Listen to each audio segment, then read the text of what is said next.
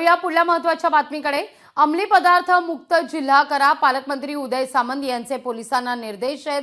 अंमली पदार्थांचं समूळ उच्चाटन करण्याकरता पोलिसांनी तातडीने कारवाईची मोहीम सुरू करावी।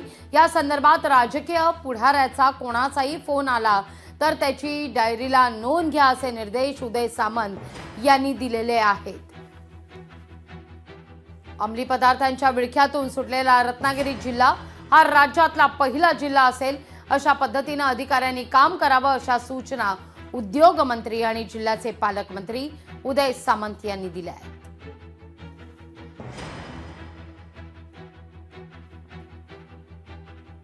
अंमली पदार्थाच्या सेवनाच्या संदर्भातल्या ज्या काही तक्रारी येत आहेत त्याच्यावर ठोस भूमिका पोलीस डिपार्टमेंटने आणि जिल्हाधिकारी प्रांताधिकाऱ्यांनी घेतली पाहिजे। या संदर्भातल्या सूचना देण्यासाठी आजची बैठक होती। टास्क म्हणून अंमली पदार्थाचं संपूर्ण नामोनिशाण जिल्ह्यातनं मिटलं पाहिजे, यासाठी कशा पद्धतीनं कारवाई करायची याचं नियोजन देखील एसपीनी करावं, अशा सूचना मी दिलेल्या आहेत।